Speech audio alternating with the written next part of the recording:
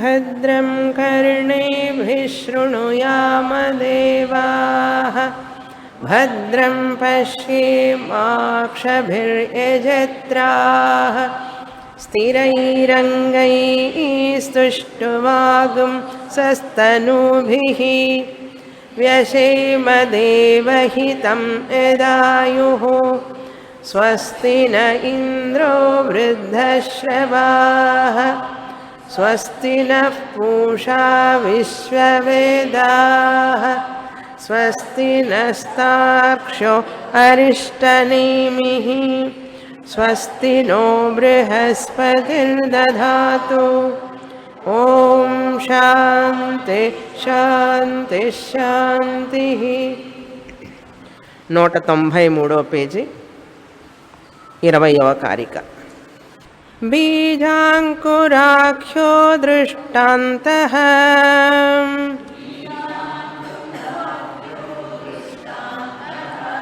सदा साध्यसमो हि सः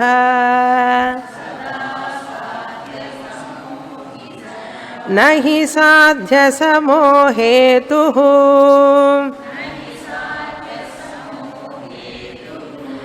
सिद्धौ साध्यस्य युज्यते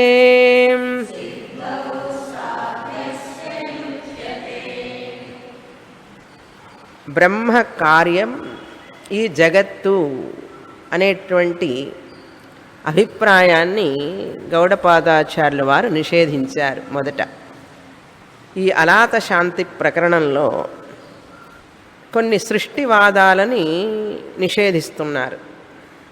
ఈ సృష్టి ఎలా జరిగింది, దీనికి ఎవరు కారణం అంటే మొదట ఒక సిద్ధాంతాన్ని నిషేధించాం.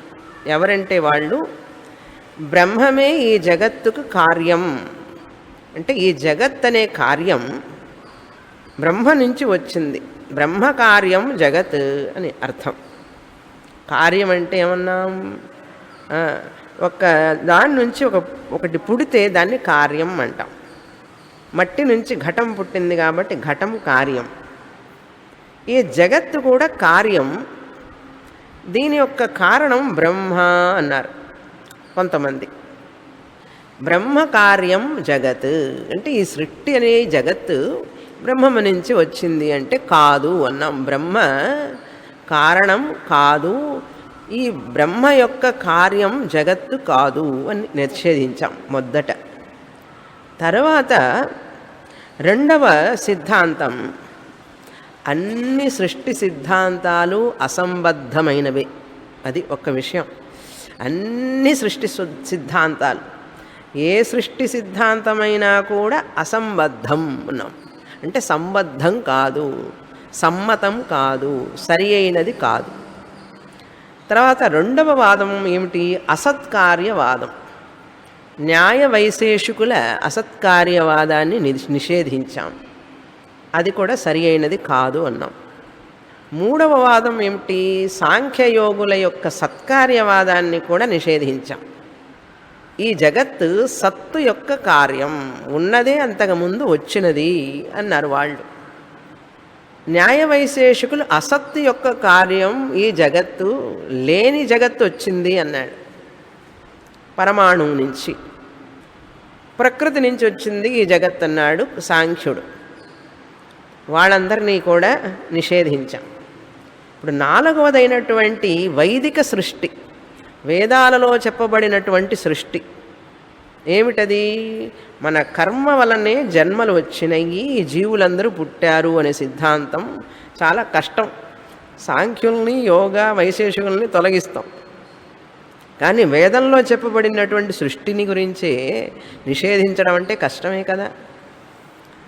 అక్కడ ఏం చూసాం పోయిన వారం, అవన్నీ కూడా ఒక్కొక్కటిగా మనం చూసాం. ఈశ్వర కార్యవాదం అంటారు దీన్ని. ఈశ్వర కార్యం నుంచి కర్మకార్యం వరకు వచ్చాం. ఈశ్వరుడే ఈ జగత్తుకి కార్యం అంటే ఈశ్వరుడే ఈ జగత్ అనే కార్యానికి కారణం అన్నారు. ఈశ్వర కార్యం అంటే ఏమిటి, ఈ జగత్తు ఈశ్వరుని యొక్క కార్యం అని అర్థం. ఈశ్వర కార్యం అంటే ఏమిటి, ఈ జగత్తు ఈశ్వరుడి చేత చెయ్యబడినటువంటిది అని ఈశ్వర కార్యం. అక్కడి నుంచి ఎక్కడికి వస్తున్నాం మనం? ఈశ్వరుడి చేత చేయబడలేదని చెప్పేశాం పోయిన వారం. కర్మకు వచ్చాం. కర్మ వల్ల చేయబడింది అంటే కర్మ వల్ల కూడా చేయబడలేదు. ఈ కర్మ సిద్ధాంతం దగ్గరికి వచ్చేటప్పటికి 4-5 విషయాలు చూసాం. అంతా చాలా కష్టమైన విషయాలు. ఏమేమి చూసామంటే ఒక్కసారి రివైజ్ చేస్తాను అని 14 నుంచి 23 వరకు కర్మ సిద్ధాంతాన్ని, కర్మ ఈ సృష్టికి కారణం అనడం సమంజసం కాదని చెప్పాం. ఏమిటంటే కర్మ సృష్టికి మూల కారణం. ఒక సలహా ఇచ్చాడు ఒకరు. మొదట సలహా కర్మ గురించి. మొదటి సలహా ఏమిటి? కర్మే ఈ సృష్టికి కారణం అన్నారు మొదటి సలహా. దానికి మనం ఏం సమాధానం చెప్పాం? శరీరం లేకుండా కర్మ అనేటువంటిది ఈ సృష్టికి కారణం కాలేదు. శరీరం లేకుండా కర్మ మాత్రం ఈ సృష్టికి ఎట్లా కారణం అవుతుందండి? శరీరం లేకుండా కర్మ ఏమన్నా చేయగలదా? కనుక కర్మ అనేది సృష్టికి కారణం కాదు శరీరం లేకుండా. సరే, రెండవ సలహా ఇచ్చాడు. శరీరమే సృష్టికి కారణం అందామే అన్నారు. శరీరమే సృష్టికి కారణం అని అంటావా అంటే, కర్మ లేకుండా శరీరం రాదు కనుక, కర్మ లేకుండా శరీరం రాదు కనుక శరీరమే ఈ సృష్టికి కారణం అని చెప్పి అనలేవు. ఇది రెండవ సలహాకి మనం ఇచ్చిన సమాధానం. శరీరమే సృష్టికి మొదటి కారణం అంటే, ఈ రకరకాలైన శరీరాలు అనేక విధాలైనవి రావడానికి కారణం ఏమిటి అంటే ఏం చెప్తావు నువ్వు? వివిధ రకాలైనటువంటి శరీరాలు వస్తున్నాయి కదా ఈ సృష్టిలో. కనుక శరీరమే కారణం అనడానికి వీల్లేదు. మూడవ సలహా ఏమిచ్చారు వాళ్ళంటే, కర్మ శరీరం ఒకేసారి పుట్టినయి అన్నాం. కర్మ శరీరం ఒకేసారి యుగపత్ అని అంటే అది కూడా సరి అయినది కాదు అని చెప్పాం. ఎందుకంటే కర్మకి జన్మ రెండు కలిసి చేయాలంటే వాటికి ఒక కారణం ఉండాలి. కమల పిల్లలు పుట్టినట్టు ఎవరికి ఎవరు కారణం? కమల పిల్లలు పుడితే ఎవరికి ఎవరు కారణం? 2 కొమ్ములు పుడితే ఆవు మీద ఎవరికి ఎవరు కారణం అవుతారు? కర్మ జన్మ రెండు ఒకేసారి జగత్తుకు కారణం అంటే ఆ రెండింటికి కారణం నువ్వు చెప్పాలి కదా. కర్మ జన్మ ఎట్లా వచ్చినాయి చెప్పకుండా కర్మ జన్మ సృష్టికి కారణం అంటే నాకు మూల కారణం కావాలి. కర్మ జన్మకి కారణం ఎవరు చెప్పాలి? నువ్వు అక్కడ సమాధానం చెప్పలేవు. తర్వాత 4వ సలహా ఇచ్చారు. ఒకరికొకరు మ్యూచువల్, పరస్పరం, ఇతరేతర అన్నారు. పరస్పరం ఇద్దరు ఒకరికొకరు కర్మ శరీరం, శరీరం కర్మ ఈ ఇద్దరు కలిసి ఒకరికొకరు కారణం అంటే కొడుకుకి తండ్రి ఎట్లా కారణం అవుతాడో తండ్రికి కొడుకు కారణం అవుతాడా? కొడుకుకి తండ్రి కారణం కావచ్చు కానీ తండ్రికి కొడుకు కారణం కాదు కదా. కనుక పరస్పరం అనేది కూడా అసమంజసం అన్నాం. ఇంకొక సలహా ఇచ్చాడు. సలహా ఇస్తూనే ఉంటారు. సలహాలు ఇవ్వడానికి ఏముంది? ఖర్చు లేదు కదా. సలహాలు ఎన్నైనా ఇవ్వవచ్చు. సరే, ఇంకొక సలహా ఏమిచ్చారు అంటే 5వ సలహా, శరీరం కర్మ ఇవి ఒకదాని నుంచి ఒకటి వచ్చినాయి అన్నాడు. శరీరం మొదటి శరీరం నుంచి మొదటి కర్మ వచ్చింది. ఆ కర్మ ఏం చేసింది? రెండో శరీరాన్ని ఇచ్చింది. రెండో శరీరం ఏం చేసింది? మళ్ళీ కర్మ చేసింది. అప్పుడు రెండో కర్మ ఏం చేసింది? మూడో శరీరాన్ని ఇచ్చింది. మూడో శరీరం ఏం చేసింది? రెండో కర్మను చేసింది. ఆ శరీరం మళ్ళీ మూడో కర్మ. ఇట్లా శరీరం కర్మ శరీరం కర్మ ప్రవాహం అన్నాడు. ఇలా చెప్పినా కూడా దోషమే అన్నాం. ఏమిటి ఆ దోషం చెప్పామంటే అనవస్థా దోషం. ఎక్కడ ముగిస్తుంది ఇది? జన్మ నుంచి జన్మ కర్మ జన్మ కర్మ ఇట్లా గొలుసు చెప్పుకుంటూనే పోతే అది ఎక్కడ ముగుస్తుంది అన్నారు. ముగింపు ఒకటి ఉండాలి కదా, కన్క్లూషన్ ఉండాలి కదా, దానికి ఒక ముగింపు ఉండాలి కదా. ఎక్కడ ముగుస్తుంది అంటే దానికి నువ్వు సమాధానం చెప్పలేవు. ఎందుకంటే ఈ రెండో కర్మ నుంచి మూడో శరీరం, మూడో శరీరం నుంచి మూడో కర్మ, మూడో కర్మ నుంచి నాలుగో శరీరం, నాలుగో కర్మ నుంచి ఇట్లా చెప్పుకుంటూ పోతే అనవస్థా దోషం కదా. ప్రశ్న వస్తూనే ఉంటుంది. దానికి కారణం ఎవరంటే ఇది, దీనికి కారణం అంటే ప్రశ్న వస్తూనే ఉంటుంది. ప్రశ్న నిలవదు. అదే ముగింపు లేకపోవడం. ప్రశ్న వేస్తూనే ఉంటే దానికి ముగింపు లేనట్లే కదా. ప్రశ్నలు ఆగిపోవాలి ఒక చోట. అట్లా ఆగవు. ఇలా గనక అనవస్థా దోషం వస్తే ఇన్ఫినిట్ రిగ్రెషన్ అంటారు, కంటిన్యూస్గా వస్తూనే ఉంటుంది. అందుకని మూల కారణం నువ్వు చెప్పలేవు. 6వ సలహా ఇచ్చాడు. ఈ మూల కారణం అనే ప్రశ్నే తప్పు, నువ్వు అట్లా అడగవాక అంటున్నాడు. 6వ సలహా ఏమిటి? అసలు మూల కారణం ఏమిటి, ఫండమెంటల్ కాజ్ ఎందుకని అడుగుతావు అవన్నీ, మూల కారణమే వద్దు, ఇది అనాది అన్నాడు. అనాది అంటే ఏమిటి? న ఆదిహి యస్య, దేనికైతే ఆది లేదో, మొదలు లేదో. ఇక్కడ ఆది అంటే 2 అర్థాలు చూసుకోవాలి మనం. ఆది ఇప్పుడు కర్మ, జన్మ, ప్రవాహం, ఈ 3 కూడా ఇది అనాది అన్నావు. అనాది అనేటువంటిది విశేషణం, విశేషణం అంటారు. కర్మ అనాది, అనాది అయినటువంటి కర్మ. జన్మ అనాది, ప్రవాహం అనాది. ఇప్పుడు ఈ అనాది విశేషణం కర్మ అనాదియా, లేకపోతే ఈ అనాది జన్మకు సంబంధించిందా, లేకపోతే ఈ అనాది ప్రవాహానికి సంబంధించిందా? విశేషణం అంటే విశేష్యం చెప్పాలి కదా. ఎడ్జెక్టివ్ చెప్పామనుకోండి, దానికి ఒక నౌన్ ఉండాలి కదా. ఒక ఎడ్జెక్టివ్ ఒక నౌన్కు ఉంటుంది, ఒక ఎడ్జెక్టివ్ 3 నౌన్లకు ఉంటుందా? ఒక విశేషణం ఒక నామవాచకానికే ఉంటుంది కానీ 3 నామవాచకాలకు ఒకే విశేషణం ఉంటుందా? ఉండదు కదా. అప్పుడు ఈ అనాది అనేటువంటి విశేషణం ఎడ్జెక్టివ్ కర్మకి చెప్తావా, జన్మకి చెప్తావా, ప్రవాహానికి చెప్తావా అని మనం అడుగుతాం. ఇక్కడ అనాది అంటే ఏమిటి? కారణం. ఆది అంటే కారణం, అనాది అంటే కారణం లేదు. కర్మ, జన్మ వీటికి కారణం అడగవాకు, మూల కారణం అడగవాకు. అవి అనాది అంటే వాటికి కారణం లేదు.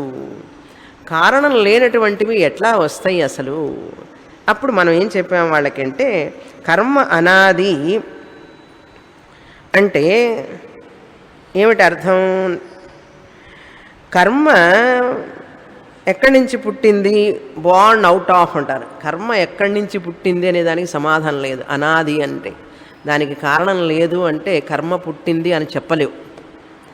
జన్మ అనాది అన్నామనుకో, దానికి కారణం లేదు అంటే జన్మ కూడా వచ్చింది అని చెప్పలేవు. పుట్టుక లేదని అర్థం. కారణం లేదు అంటే ఏమిటి అర్థం? దానికి కారణం లేదు అంటే ఇది కార్యం కాదనే కదా అర్థం, పుట్టలేదనే కదా అర్థం. కనుక కారణం లేదు అంటే అది పుట్టలేదు అని అర్థం. అప్పుడు కర్మ లేదు, జన్మ లేదన్నట్లు అవుతుంది. అనాది అంటే అనంతం అని వస్తుంది అర్థం. ఏది అనాదో అది అనంతమై ఉండాలి. అనంతమైనటువంటి ఇది కర్మ, జన్మ అయితే మోక్షం రాదు నీకు.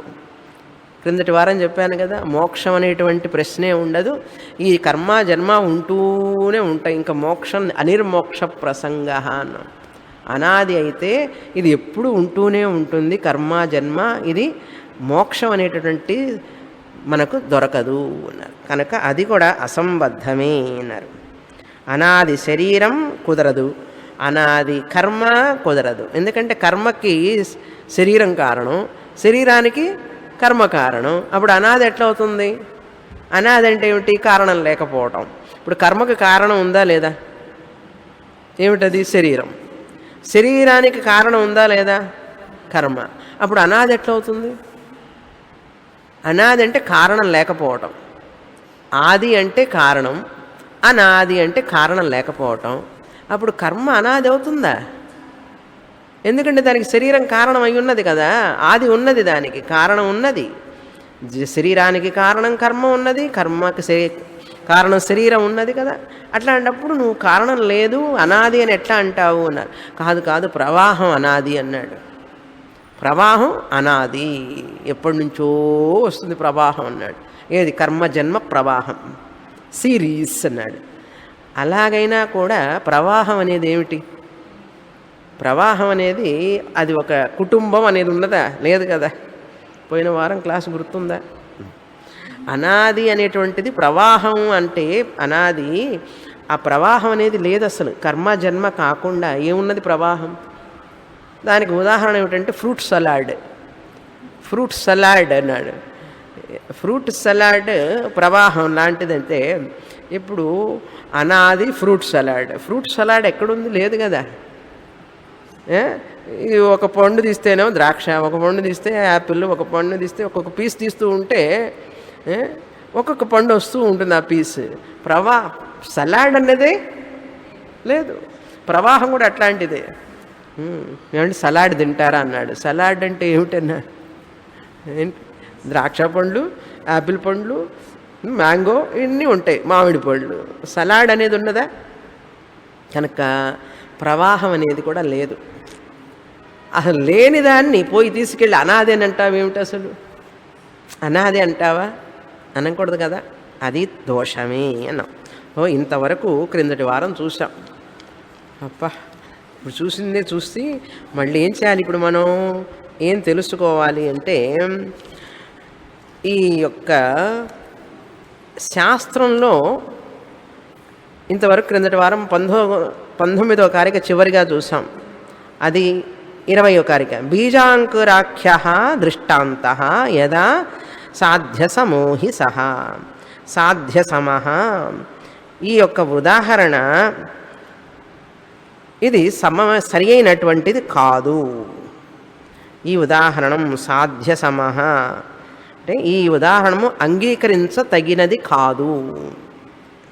సదా సాధ్యసమః అంటే బీజం ముందా, విత్తనం ముందా, చెట్టు ముందా? చెట్టు ముందా, విత్తనం ముందా? ఇట్లాంటి ఉదాహరణ ఇస్తారా ఎవరైనా? దానికి నువ్వు కారణం చెప్పలేవు. చెట్టుకు విత్తనం కారణమా, విత్తనానికి చెట్టు కారణమా? బీజ అంకురాఖ్య సదా సాధ్యసమః. ఇది మనకు ఒప్పుకునేది కాదు. అంటే అది నిర్ణయించవలసినటువంటి ఉన్నది. సాధ్యసమః సదా అంటే ఎల్లప్పుడూ దాన్ని నిరూపించవలసి ఉన్నది. ఇంకా అది ఎప్పుడూ నిరూపించవలసినటువంటి క్వశ్చన్ మార్కే. ఏమిటి? చెట్టు ముందా, విత్తనం ముందా? ఈ క్వశ్చన్ ఎప్పటి నుంచి వస్తున్నదంటే కృతయుగం నుంచి వస్తున్నది. ఇంకా ఉంటూనే ఉంటుంది ఈ క్వశ్చన్ అట్లాగే. కనుక ఈ ప్రశ్న అనేటువంటిది దీన్ని తీసుకెళ్ళి ఈ సృష్టికి కారణం బీజాంకురంలాగా అని చెప్తే ఆ ఉదాహరణ ఏం ఉదాహరణ? అదే ప్రశ్నలో ఉన్నది, అదే క్వశ్చన్ మార్క్లో ఉంది ఆ ఉదాహరణ. అట్లాంటి సాధ్యసమః సదా సాధ్యసమః ఉదాహరణ నువ్వు తీసుకురాకూడదు. ఇంకా సాధ్యసమః అంటే ఇంకా నిరూపించడానికి అది వేచి చూస్తున్నది. ఎవరన్నా నిరూపిస్తే బాగుండు, విత్తనం ముందా, చెట్టు ముందా అంటే ఎవరు చెప్పలేక మెదలకుండా కూర్చున్నారు. ఏమండి విత్తనమే ముందండి అన్నాడు. విత్తనం ఎక్కడి నుంచి వచ్చింది? చెట్టు లేకుండా. అవునండి, చెట్టే ముందు. చెట్టు ఎక్కడి నుంచి వచ్చింది విత్తనం లేకుండా? అబ్బా ఏమిటండి తలకాయ తిరిగిపోతున్నది అన్నాడు. చెట్లు పెంచుతాం, విత్తనాలు వేస్తూ ఉంటాం, చేస్తూనే ఉన్నాం, కానీ ఏది ముందు ఏది వెనకని చెప్పి నిర్ణయానికి రాలేకపోతున్నాం కదా. సదా సాధ్యసమః అంటే అది క్వశ్చన్ మార్కులో ఉంది నాయన.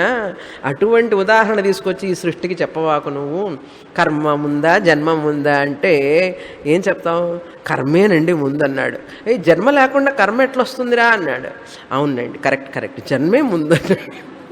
మరి జన్మ వచ్చిందంటే కర్మ ఉంటే కదా జన్మ వస్తుంది. ఊరికి ఎట్లా వస్తుందా ఏంటి? యాక్సిడెంటల్గా అకస్మాత్తుగా వచ్చిందండి జన్మ అన్నాడు. అకస్మాత్తుగా వచ్చిందట జన్మ అంటే. కస్మాత్ అంటే ఏంటి? దీనికి ఇది కారణం అని చెప్పలేక అకస్మాత్ వచ్చిందిట. అకస్మాత్తుగా వస్తుందిట కర్మ. అకస్మాత్తుగా ఎలా వస్తుంది కర్మ? జన్మ అకస్మాత్తుగా రావడం అనేది అసంబద్ధం. అలా కూడా జరగదు. నేను అకస్మాత్తుగా జరగడానికి ఏమన్నా హాయిగా ఉంటే పర్వాలే, ఎన్ని కష్టాలు, ఎన్ని సమస్యలు ప్రపంచంలో. కనుక అకస్మాత్తుగా అనేటువంటిది కూడా సమంజసం కాదు. నహి సాధ్యసమో హేతు సిద్ధౌ సాధ్యస్య యుజ్యతే. కనుక ఈ ఉదాహరణము మనకు ఉపయోగం లేదు.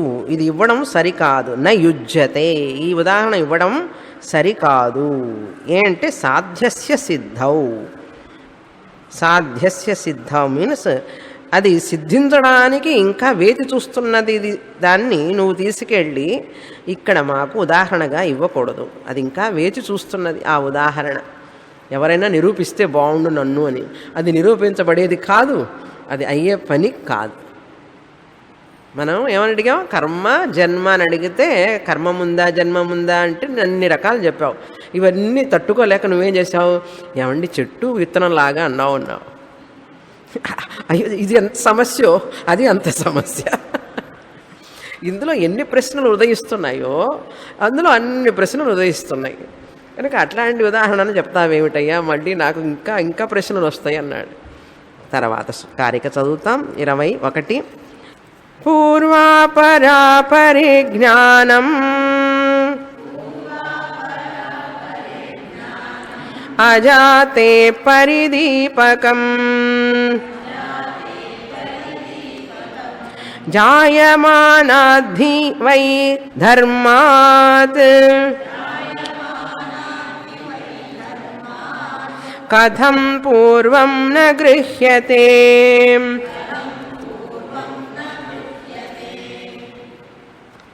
పూర్వాపర అపరిజ్ఞానం అన్నారు. నీకు అజ్ఞానం చాలా ఎక్కువగా ఉంది. పూర్వ అపరం అంటే ముందు వెనకలు తెలియకుండా అని అర్థం. ఏమిట్రా ముందు వెనక తెలియకుండా మాట్లాడతావు అంటుంటారు చూసారా.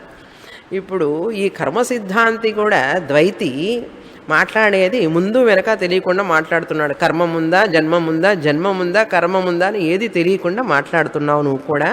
పూర్వాపర అపరిజ్ఞానం దేని గురించి?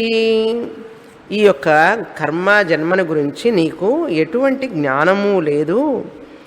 అజాతేహే ఈ యొక్క జన్మ లేనటువంటి అనాది అనాది అంటున్నావు కదా, ఇది ఎప్పటి నుంచో ఉంటుంది, దీనికి కారణం లేదు. దేని గురించి చెప్తున్నాను? బ్రహ్మము అజాతి అయినటువంటి జన్మ లేనటువంటి బ్రహ్మానికి నువ్వు జన్మ కర్మ ఇవన్నీ మాట్లాడుతున్నావు వెనుక ముందు తెలియకుండా అని అర్థం. అయోమయంలో ఉన్నావు అని అర్థం. ఒక్క మాట చెప్పాలంటే అయోమయం, గందరగోళం అని అర్థం. కనుక అజాతేహే ఈ జన్మ లేనటువంటి అంటే ఈ యొక్క సిద్ధాంతం కర్మ సిద్ధాంతం, దీనికి కారణం అనేటటువంటి ఆ యొక్క సిద్ధాంతమే తప్పు. కనుక కార్యకారణ యొక్క ఆవేశాన్ని నుంచి బయటపడు అంటున్నాం. నిన్ను ఆవహించింది అంటున్నాం. ఒక్కొక్కళ్ళకి ఆవహిస్తుంటుంది చూసారా, ఆవహించడం. వీళ్ళకేం ఆవహించిందంటే కర్మజన్మ సిద్ధాంతం వాళ్ళకి కార్యకారణం ఆవహించింది. హేతు ఫల ఆవేశ. ఆవేశం అంటే ఆవహించడం. అట్లాంటిది నిన్ను ఆవహించింది. పూర్వాపరాలు తెలియకుండా మాట్లాడుతున్నావు. జాయమానాద్ధి వై ధర్మాత్ కథం పూర్వం న గృహ్యతే అన్నారు. కథం పూర్వం అంటే పూర్వం అంటే కారణం. జాయమానాత్ ధర్మాత్. జాయమానాత్ ధర్మం అంటే పుట్టిన దాన్ని గురించి దానికి కారణం ఏమిటి నువ్వు చెప్పలేవేమిటి? జాయమానతని ఏదైతే పుట్టిందో జాయమానాత్ ధర్మాత్, ఈ అంతా జగత్తు చూసి పుట్టింది అంటున్నావా? ఈ పుట్టింది అన్నప్పుడు అసలు దానికి కారణమే నువ్వు చెప్పలేకపోతున్నావు కదా, మరి ఎలా పుట్టింది అంటున్నావు? ఈ జగత్తంతా పుట్టింది అనడానికి ముందు దానికి కారణం నీకు తెలుసుంటేనే కదా నువ్వు పుట్టింది అనాలి. అయ్యి అసలు కారణమే తెలుసుకోకుండా పుట్టిందని ఎందుకు అంటున్నావు అని అడుగుతున్నారు. ఇంత కన్ఫ్యూజన్లో ఉన్నావు కదా, నీకు ఏం తెలియదు కదా. ఈ జగత్తు పుట్టిందండి అన్నాడు. ఎవడు చెప్పారయ్యా నీకంటే? ఎలా చెప్తున్నావు అంటే ఏం తెలియడంలా.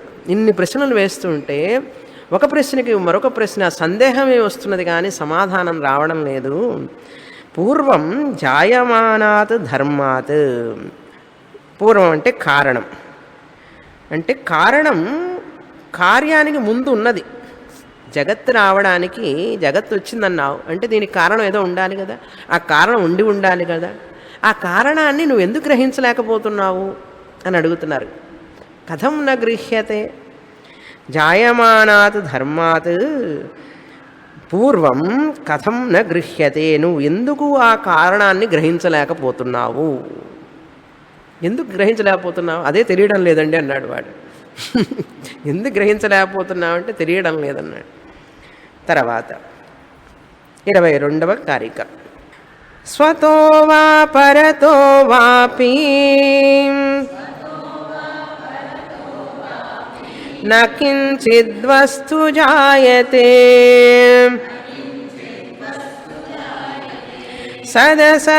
సదసద్వాపి న కించిద్వస్తు జాయతే.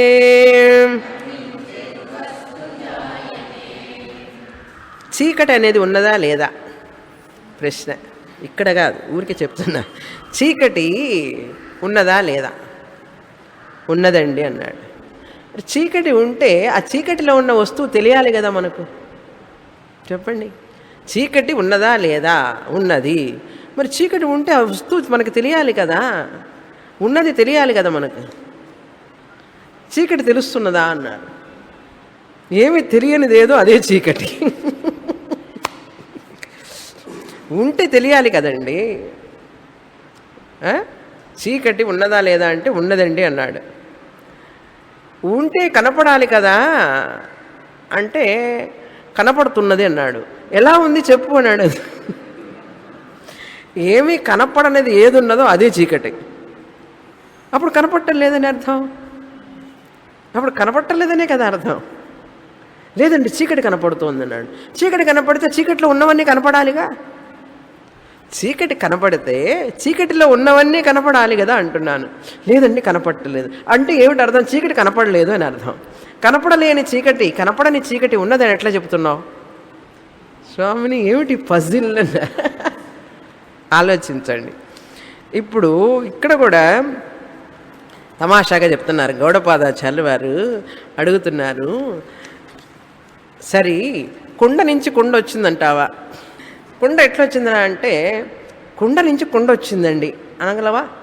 లేదు.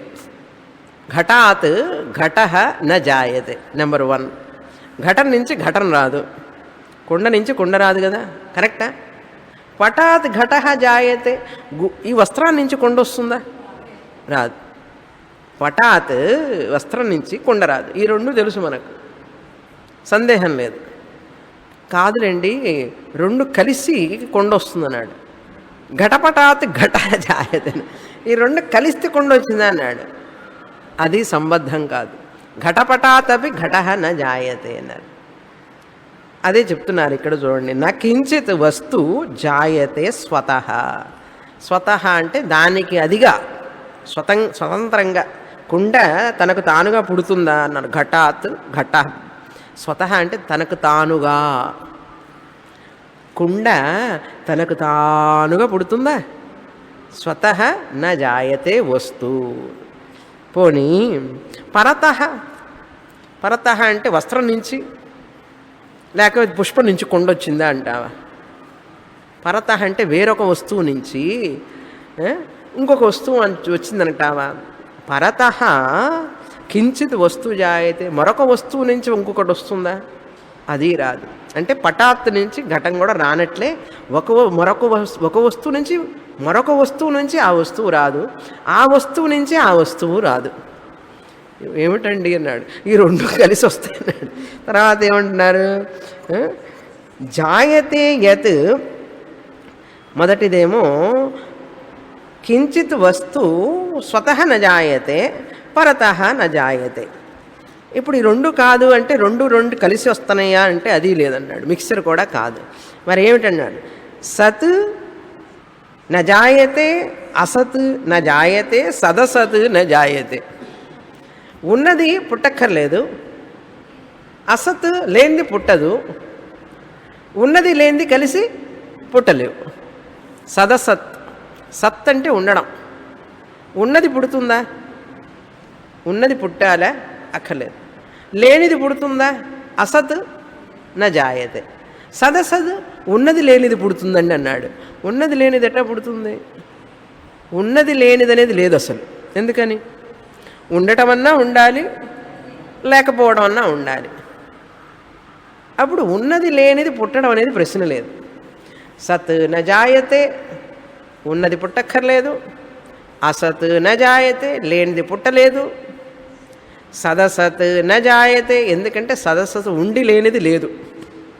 అది ఉన్నది లేదు అనేటువంటిది ఉన్నదా ఎక్కడైనా? కనుక ఉండి లేనిది సదసత్. సత్ ఉండడం, అసత్ ఉండకపోవడం, సదసత్ ఉండి లేకపోవడం అనేది కూడా పుట్టదు.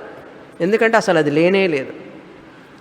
కనుక ఎంత కన్ఫ్యూజ్ చేస్తున్నారు చూసారా గౌడపాదాచార్యుల వారు. ఎంత మేధస్సో చూడండి అసలు.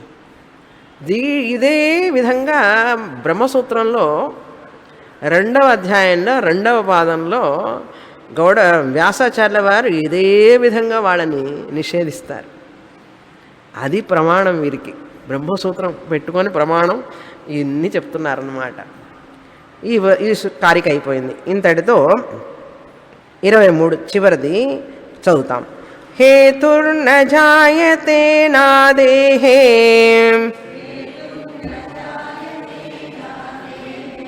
ఫలం చాపి స్వభావతః ఆదిర్న విద్యతే యస్య తస్య హ్యాదిర్న విద్యతే.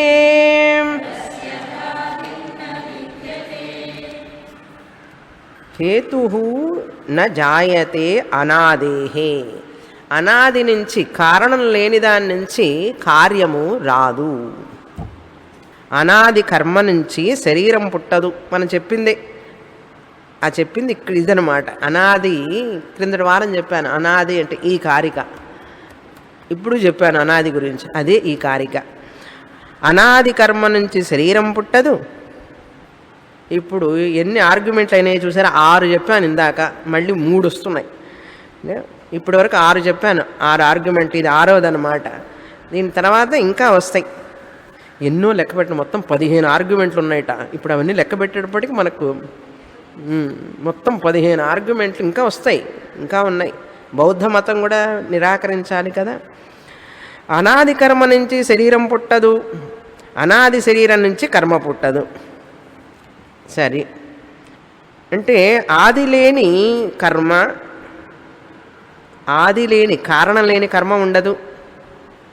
అందుకని అనాది కర్మ నుంచి శరీరం పుట్టదు. అనాది కర్మ నుంచి శరీరం పుట్టదు. ఎందుకంటే కారణం లేని దాని నుంచి ఎట్లా పుడుతుంది అన్నారు. కర్మ నుంచి శరీరం పుట్టదు. ఆది లేని కర్మ లేదు. ఆది లేని కర్మ లేదంటే కారణం లేని కర్మ లేదు అని అర్థం. కర్మకి కారణం ఎవరండి? కర్మకి కారణం ఎవరు? కర్మ చేయడానికి కారణం ఎవరు? శరీరం. అప్పుడు కారణం లేని కర్మ ఉంటుందా? అప్పుడు కర్మని అనాది అనగలవా? ఆది లేని కర్మ లేదు కనుక అనాది కర్మ నుంచి శరీరం పుట్టింది చెప్పి అనవాకు. ఆ కర్మకి కూడా కారణం ఉండి ఉండాలి. అదేవిధంగా అనాది శరీరం నుంచి కర్మ పుట్టడం అనేది లేదు. అంటే కారణం లేని శరీరాన్ని నుంచి కర్మ పుట్టింది అని కూడా అనలేవు. ఎందుకంటే శరీరం రావడానికి ఒక కారణం ఉండాలి కదా.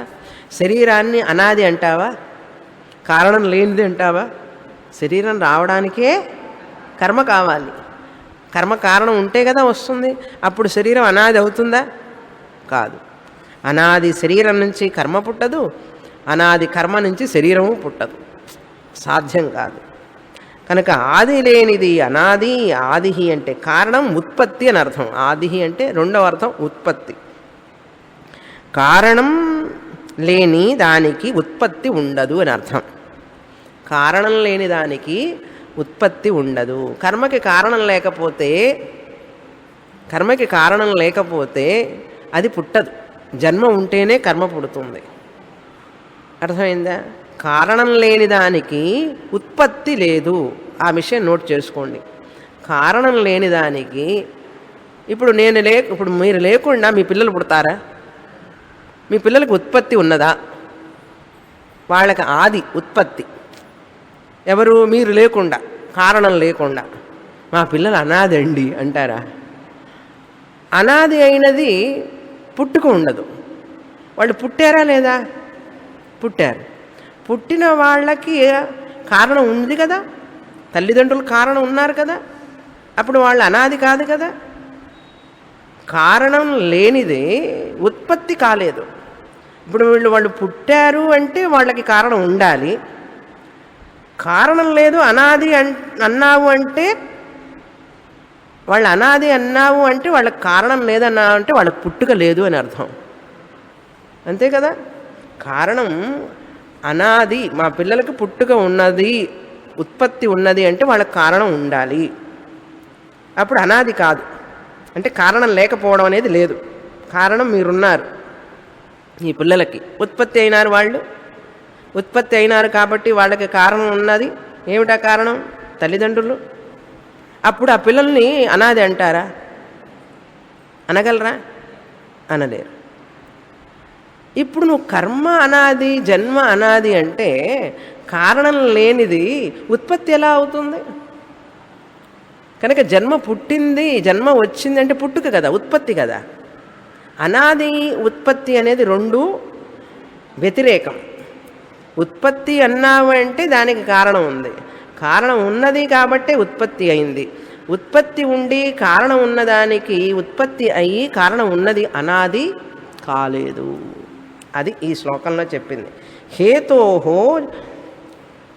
హేతు న జాయతే, అనాదేహే హేతు న జాయతే, ఫలంచాపి స్వభావత, స్వభావత న్యాచురల్గా పుట్టిందంటావా?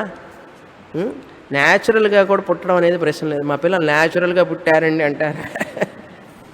పుట్టింది అనేది న్యాచురల్గా ఎప్పుడు పుట్టదు. దానికి ఒక కారణం ఉంటేనే పుడుతుంది. అలా పుడితే మన ఇంట్లో గొలుసులు, బంగారం, ఈ చేతులు గాజులు ఇవన్నీ న్యాచురల్గా పుట్టచ్చు కదా. కారణం లేకుండా స్వభావత సహజంగా ఏది పుట్టదు. హియర్ స్వభావత అంటే సహజంగా, కారణం లేకుండా అని అర్థం. ఫలం అంటే శరీరం, హేతు అంటే కర్మ. కర్మ న జాయతే, కర్మ పుట్టదు. అనాది అయితే దానికి ఉత్పత్తి లేదు.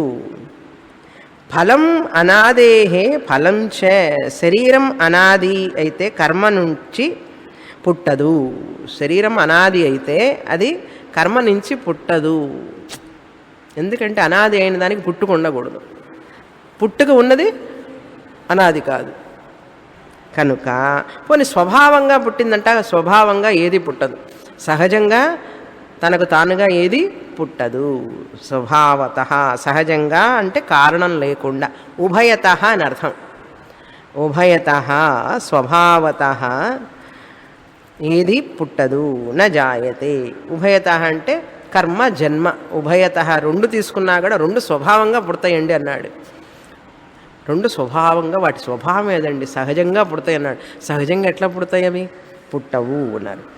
తస్య యస్య యస్య ఆదిః న విద్యతే తస్య ఆదిః న విద్యతే. ఏమిటండి పదం? యస్య ఆదిః న విద్యతే తస్య ఆదిః న విద్యతే. గౌడపాదాచార్య వారు ఏం లాంగ్వేజ్ మాట్లాడుతున్నారో మరి చూద్దాం ఎట్లా అని. ఇదో 13వ కారికలో చూసాం. ఇది మనం ఏం చెప్తున్నారంటే, యస్య దేనికైతే ఆదిహీన విద్యతే కారణం ఉండదో, దేనికైతే కారణం ఉండదో, యస్య ఆదిహీన విద్యతే తస్య ఆదిహీన విద్యతే, దానికి పుట్టుక లేదు. తస్య ఆదిహి అంటే మొదలు, దానికి మొదలు అంటే ఏమిటి? ఉత్పత్తి. కారణం లేని దానికి ఉత్పత్తి లేదు అని అర్థం. యస్య ఆదిహి, ఆదిహి అంటే రెండు అర్థాలు చెప్పాను. ఆదిహి అంటే కారణమని, ఆదిహి అంటే ఉత్పత్తి అని. మనం అంటాం లేదు, ఏమండి దానికి ఆది ఎక్కడండి అంటారు, మూలం ఎక్కడ, ఆది కారణం అంటారు. ఇంకొకప్పుడు కూడా వాడదాం, ఆది అంటే మొదలు అంటే ఉత్పత్తి. రెండు అర్థాలు వాడతామా లేదా? కనుక ఇప్పుడు ఆది అంటే కారణమని చెప్పచ్చు, ఉత్పత్తి అని చెప్పచ్చు. ఇప్పుడు ఈ రెండు అర్థాలతో చెప్తే ఈ యొక్క వాక్యం కరెక్ట్గా ఉంటుంది. ఏదది? రెండవ లైన్లో, యస్య ఆదిహి నా విద్యతే, దేనికైతే కారణం లేదో, ఆదిని కారణంగా తీసుకుంటే దేనికి కారణమైతే ఉండదో, తస్య ఆదిహి నా విద్యతే, దానికి మొదలు పుట్టుక లేదు అని అర్థం. దేనికైతే కారణం లేదో దానికి ఉత్పత్తి లేదు. ఇప్పుడు ఈ పుష్పానికి ఎవరండి కారణం? చాలా బాగుంది పుష్పం. ఈ పుష్పానికి కారణం ఎవరు? చెట్టు. లేదండి దీనికి కారణం లేదండి అన్నాడు. యస్య ఆదిహి న విద్యతే, దీనికి కారణం లేదనుకోండి, తస్య ఆదిహి న విద్యతే, దానికి పుట్టుక లేదని అర్థం. ఇది పుట్టుక ఉన్నదా లేదా దీనికి? ఇప్పుడు పుట్టుక ఉన్నదానికి కారణం ఉండి ఉండాలి. అర్థమైందా? నువ్వు కారణం చెప్పడం లేదు కదా, ఈ జగత్తుకు కారణం చెప్పలేకపోయినావు.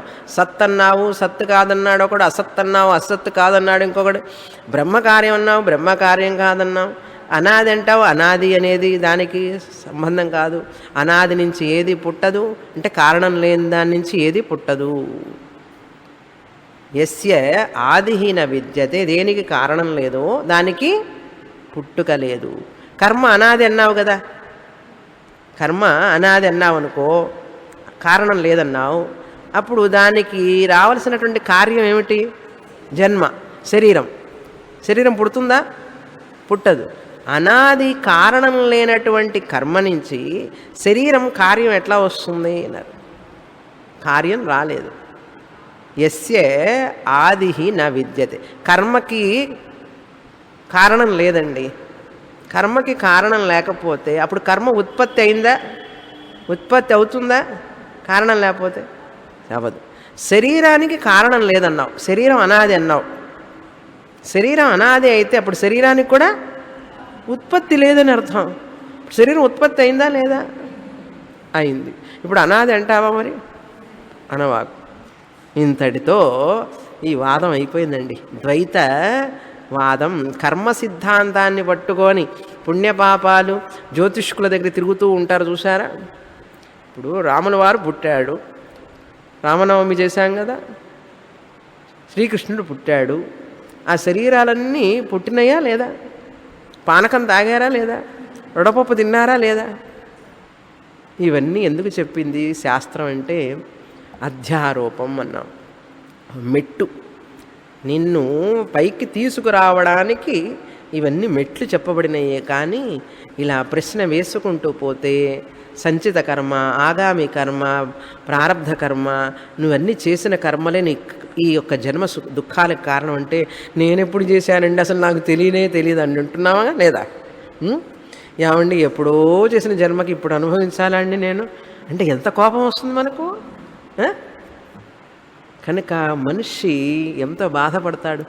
ఏ జన్మలో చేసిన పాపము, అయ్యో ఏ జన్మలో చేసిన పాపం ఇంత నరకమా అండి అనుభవించాలి నేను అని అడుగుతున్నాడా లేదా?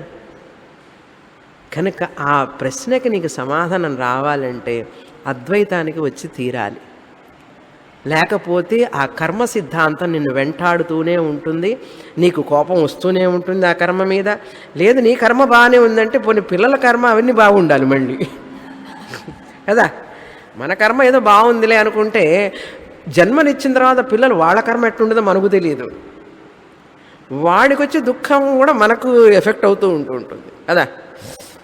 ఇది ఎక్కడ గొడవండి, నా కర్మ కాకుండా వీడి కర్మలు కూడా నేను ఎక్కడ నెత్తన వేసుకుండేది. నలుగురు పిల్లలు ఉంటే 4 రకాల కర్మలు, వాళ్ళ కర్మలు వాళ్ళ జన్మలు ఎక్కడి నుంచో వాళ్ళు వస్తూ ఉంటే అది ఎఫెక్ట్ అవుతుందా లేదా, ఇన్ఫ్లుయెన్స్ అవుతుందా లేదా, ప్రభావం పడుతున్నదా లేదా?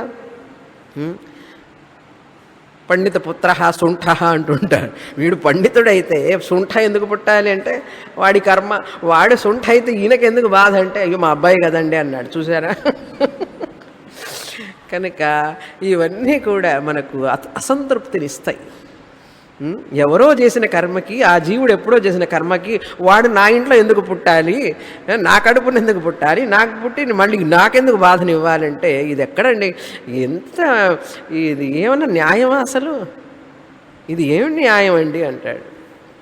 అందుకనే శాస్త్రం చెప్తుంది ఇది న్యాయంగా అనిపించలేదు కదా నీకు, ఇది ఎందుకు చెప్పానో తెలుసా, నువ్వు అందులో సత్యం ఉందనుకుంటున్నావు, నువ్వు అది సత్యం కాదు. దాని నుంచి నువ్వు బయటపడాలి, కార్యకారణ దాని నుంచి బయటపడు అంటుంది శాస్త్రం.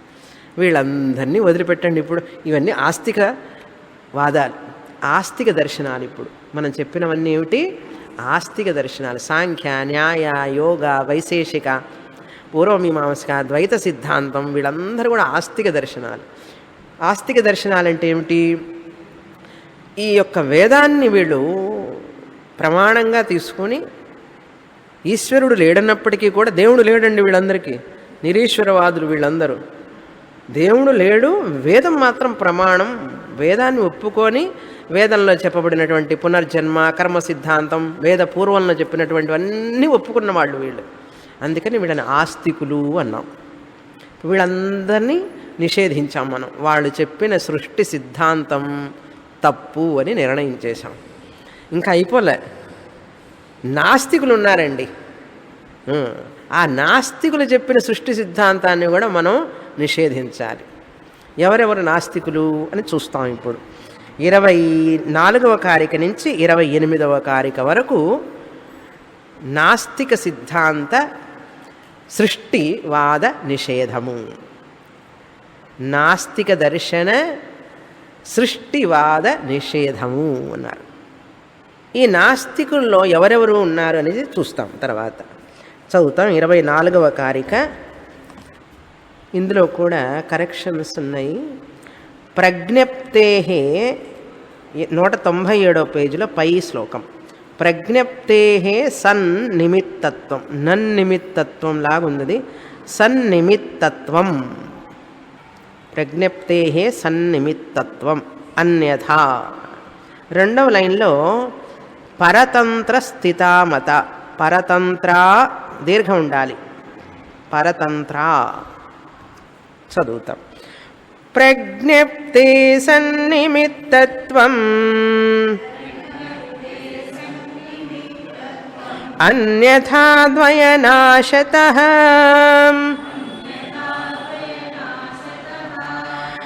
సంక్లేశస్యోపలబ్ధేశ్చ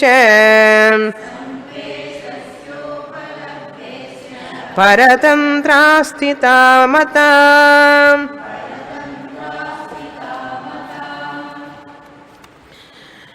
ముందు ఈ యొక్క సిద్ధాంతాలు చదివే ముందు వాళ్ళ యొక్క ఆ సిద్ధాంతాలు ఏమిటని మనం తెలుసుకోవాలి. మొదట నాస్తిక మతం చార్వాక మతం.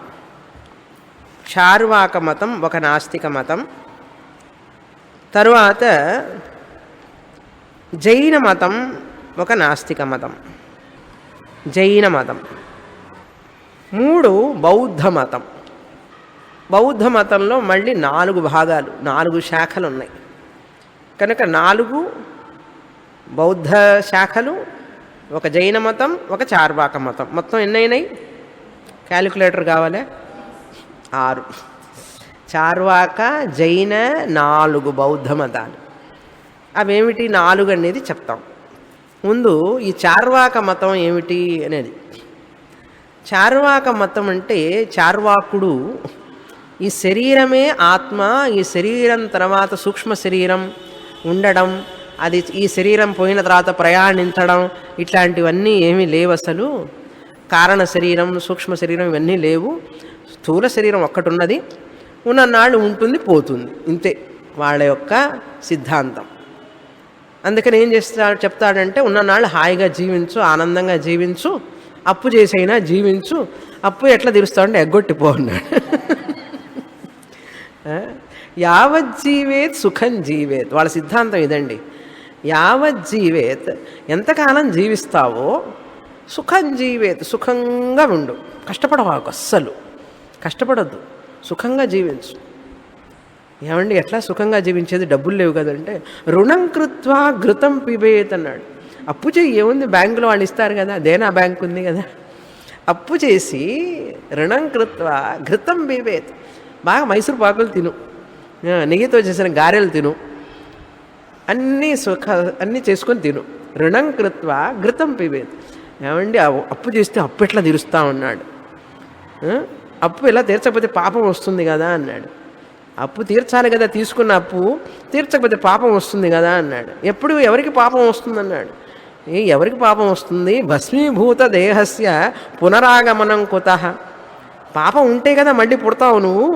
మళ్ళీ పుట్టడమే ప్రశ్న లేదు, పాపము లేదు, మళ్ళీ పుట్టడం లేదు. ఒకసారి భస్మం అయిపోతే శరీరం ఇంకెక్కడి నుంచి వస్తుంది? ఎక్కడి నుంచి రాదు. యావజ్జీవేత్ సుఖం జీవేత్ రుణం కృత్వా ఘృతం పిబేత్ భస్మీభూతస్య దేహస్య పునరాగమనం కుతః.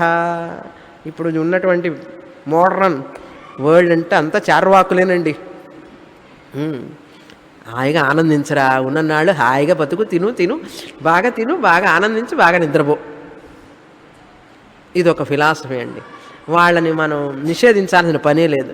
వాళ్ళని ఒక లెక్కలోకే తీసుకోం. మెటీరియలిస్టిక్ పీపుల్, భౌతికవాదులు అనమాట. సుఖజీవనమే వాళ్ళకి. ఎట్టన్నా సంపాదించు, ఏమన్నా చెయ్యి, ఇళ్ళు కట్టు, అందరికీ బాగా నీ యొక్క సుఖభోగాలను చూపించు ఆనందంగా. ఇంతేగాని వాళ్ళకి పాప పుణ్యాలతో పని లేదు. స్వర్గం ఒకటి ఉన్నదని, సూక్ష్మ శరీరం వెళుతుందని, నరకం ఒకటి ఉన్నదని వాళ్ళకి లెక్కలేదు. అట్లాంటి వాళ్ళతో మనం ఎందుకండి మాట్లాడటం?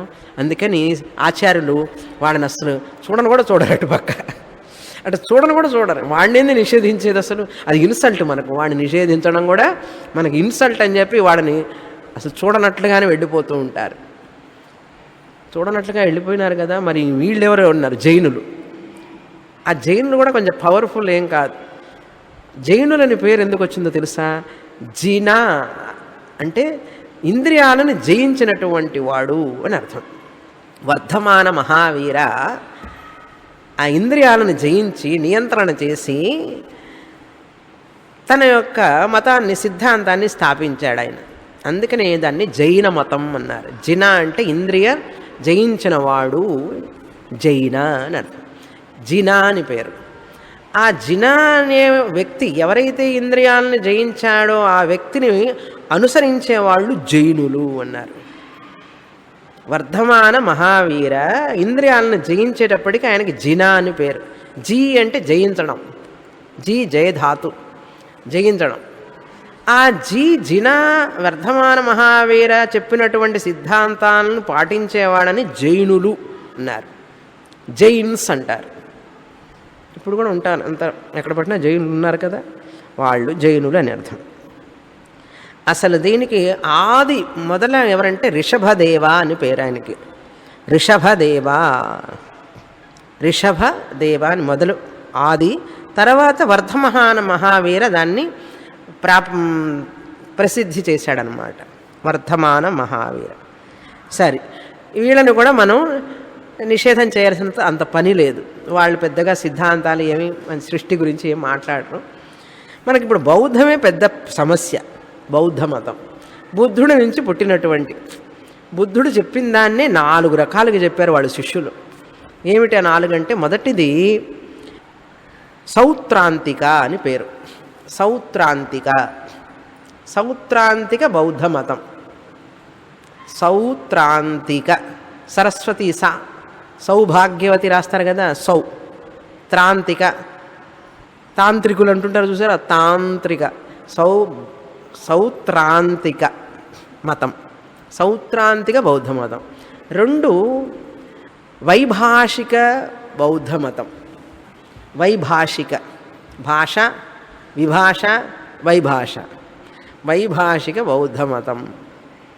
3 యోగాచార బౌద్ధ మతం. ఒక్క బుద్ధుడు, ఆయన శిష్యులు చూడండి ఎట్లా తయారైనారు. యోగాచార బౌద్ధ మతం. 4 మాధ్యమిక బౌద్ధ మతం. 4 మాధ్యమిక బౌద్ధ మతం. ఇప్పుడు వాళ్ళ గురించి తెలుసుకుంటే కదా వాళ్ళు చెప్పేది ఏమిటో మనకు అర్థమవుతుంది. అందుకని ముందు తెలుసుకోవాలి. ఈ సౌత్రాంతిక, వైభాషిక, యోగాచార, మాధ్యమిక 4 కలిసి బౌద్ధ మతం.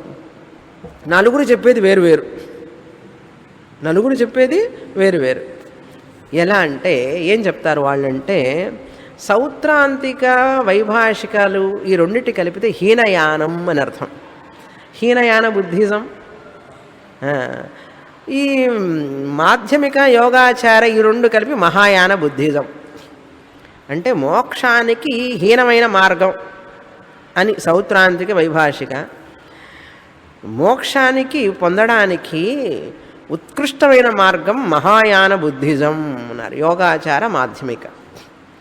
ఏదో లేండి పేర్లు ఎట్లా ఉంటే ఏం, కానీ వాళ్ళు ఏం చెప్తారో చెప్పండి అన్నాడు. ఏం చెప్తారంటే, ఈ సౌత్రాంతికుడు ఏమంటాడంటే, ఈ బాహ్య ప్రపంచం, ఈ వస్తువులన్నీ సత్యం, ఇవి ఉన్నాయి అంటాడు.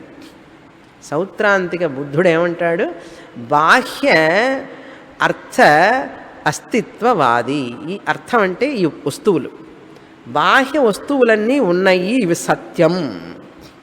బాహ్యార్థ అస్తిత్వవాది.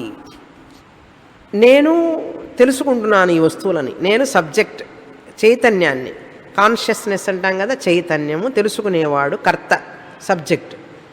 ఈ తెలుసుకునేవాడు ఏం తెలుసుకుంటున్నాడు? వస్తువుల్ని తెలుసుకుంటున్నాడు, ఆబ్జెక్ట్. కనుక తెలుసుకునేవాడిని నేను ఉన్నాను, జ్ఞానము ఉన్నది.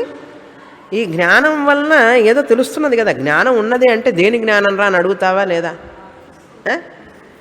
అంటే వస్తువులు ఉండాలా లేదా? ఏమండి నాకు జ్ఞానం ఉన్నదన్నాడు. ఏం జ్ఞానం? పుష్ప జ్ఞానం, క్లిప్పు జ్ఞానం. అంటే క్లిప్ ఉందా లేదా? జ్ఞానం ఉన్నది అంటే బయట వస్తువులు ఉంటే కదండి జ్ఞానం ఉంటుంది. కనుక జ్ఞానం అంటే చైతన్యం ఉన్నది లోపల, ఇక్కడ సబ్జెక్టు ఉన్నది సత్యం, బయట వస్తువులు సత్యం. ఇది సత్యం, బయట వస్తువులు సత్యం అని ఒప్పుకునేవాడు బాహ్యార్థ వస్తిత్వ. అర్థ అంటే వస్తువు, పదార్థం ఉన్నది అని చెప్పేవాడు. ఈ వైభాషికుడు కూడా అదే చెప్తాడు. సబ్జెక్టు ఉన్నది, ఆబ్జెక్టు ఉన్నది, తెలుసుకునేవాడు ఉన్నాడు, తెలుసుకోబడే వస్తువులు ఉన్నాయి. మరి ఇద్దరు ఒకటైతే రెండు పేర్లు ఎందుకండి? ప్రశ్న వస్తుందా రాదా? ఇద్దరు ఒకటే చెప్తున్నప్పుడు రెండు పేర్లు ఎందుకంటే, మొదటి సౌత్రాంతికుడు ఏమంటాడంటే ఈ తెలుసుకునే వస్తువులు ప్రత్యక్షంగా తెలుస్తున్నాయి అంటాడు. ప్రత్యక్షంగా తెలుస్తున్నాయి, నేను చూస్తున్నాను కాబట్టి ఇవి ప్రత్యక్షంగా నాకు తెలుస్తున్నాయి కాబట్టి ఇది ప్రత్యక్షంగా ఉన్నాయి అంటాడు. ఎవరు? సౌత్రాంతిక బౌద్ధుడు. వైభాషిక బౌద్ధుడు ఏమంటాడు? నేను చూస్తున్నాను కాబట్టి అవి ఉన్నాయి, అందుకని నాకు అనుమానం అవి ఉన్నాయి అని చెప్తా అన్నాడు. అనుమానం ద్వారా బాహ్యార్థ వస్తువుల్ని నిరూపించేవాడు వైభాషిక బౌద్ధ మతం. బాహ్యార్థ వస్తువులు ఉన్నాయండి, ప్రత్యక్షంగా కాదు, నా మనస్సులో ఉన్నాయి, ఇక్కడ ఉన్నాయి వల్ల నేను చూడటం వల్ల అక్కడ ఉన్నాయని నేను అనుమానిస్తున్నాను అన్నాడు. ప్రత్యక్షంగా ఒప్పుకోడు. నాకు జ్ఞానం ఉన్నది కదా, ఏది? చామంతి పుష్పం, మనసులో జ్ఞానం వచ్చింది కాబట్టి ఉన్నది అన్నాడు. ప్రత్యక్షంగా చూడటం వల్ల కాదుట, నా మనసులో చామంతి అనే జ్ఞానం వచ్చింది కాబట్టి ఇక్కడ ఏమున్నది? చామంతి పుష్పం అని అంటాడు. అంటే అనుమాన బాహ్య అస్తిత్వ, బాహ్యార్థ అస్తిత్వవాది. అనుమాన ద్వారా బాహ్యార్థ అస్తిత్వవాది వైభాషిక బౌద్ధ మతం. సౌత్రాంతిక ప్రత్యక్ష బాహ్యార్థ అస్తిత్వవాది. ప్రత్యక్షమ, బాహ్యం అంటే వెలుపల, అర్థ అంటే వస్తువు, అస్తిత్వం అంటే ఉండడం, వాదం అంటే వాదించేవాడు. అర్థమైందా? ఇది సరే. వీళ్ళిద్దరు బాగానే ఉంది. ఈ యోగాచార్యుడు ఏమిటన్నాడు? బయట వస్తువులు లేవు, ఏం లేవు, అంతా మిథ్య అన్నాడు. బయట వస్తువులు లేవు, ఏమీ లేవు, ఆబ్జెక్టివ్ వరల్డ్ అన్నదే లేదు. మరి ఏముంది అన్నాడు? సబ్జెక్ట్, చైతన్యం, కాన్షియస్నెస్, ఇది మాత్రమే ఉన్నదన్నాడు. విజ్ఞానం అన్నాడు. అందుకని యోగాచార్యుడికి విజ్ఞానవాది అని పేరు. విజ్ఞానం అంటే చైతన్యం. ఈ జ్ఞానం మాత్రమే ఉంది కానీ బయట పదార్థాలు లేవు అన్నాడు. ఇవన్నీ ఏమిటయ్యా అన్నాడు? అవన్నీ మిథ్య అన్నాడు. అవి నిజంగా లేవన్నాడు. మనలాగే అద్వైతిలాగానే. ఈ అంటే ఏమిటి? ఏక అర్థ అస్తిత్వవాది. బాహ్య అస్తిత్వం లేదు, ఏకార్థ అంటే సబ్జెక్టు మాత్రమే ఉన్నది, జ్ఞానం మాత్రమే ఉన్నది, విజ్ఞానం చైతన్యం మాత్రమే ఉన్నది, కానీ బయట ప్రపంచం లేదన్నాడు. మరి నాలుగో మాధ్యమికుడు ఏమన్నాడు అన్నాడు? ఇది లేదు, అది లేదు అన్నాడు. జ్ఞానము లేదు, బయట వస్తువులు లేదు, సర్వనాస్తిత్వవాది. మొదటి ఇద్దరేమో సర్వ అస్తిత్వవాది, అన్నీ ఉన్నాయి నిజంగా. రెండవ వాడేమో ఇది ఉన్నది కానీ అది లేదన్నాడు. నాలుగో వాడేమంటున్నాడు? ఇద్దరూ లేరు, సబ్జెక్టు లేదు, ఆబ్జెక్టు లేదు, మొత్తం శూన్యం అన్నాడు. శూన్యవాదం. మాధ్యమికవాది, శూన్యవాది. ఇదండి బౌద్ధ మతం. ఇప్పుడు గౌడపాదాచార్యుల వారు ఆ యోగాచార్యుడితో చేరి, ఎందుకంటే మనలాగే మాట్లాడుతున్నాడు కదా, అందుకని వాడితో చేరినట్లుగా చేరి ముందు రెండింటినీ తీసేయాలి. తీసేసిన తర్వాత వాని పని పడతాం తర్వాత యోగాచార మతం. ఈ కార్యక్రమంలో అదే చెప్తున్నారు. 24 నుంచి 28 దాకా వచ్చే వారం ఈ బౌద్ధ మతాన్ని పంపించేద్దాం. ఎక్కడికి? నేపాల్కి. పూర్ణమద పూర్ణమిదం పూర్ణాత్ పూర్ణముదచ్యతే పూర్ణస్య పూర్ణమాదాయ పూర్ణమేవావశిష్యతే. ఓం శాంతి శాంతి శాంతి. హరి ఓం. శ్రీ గురుభ్యో నమః. హరి ఓం.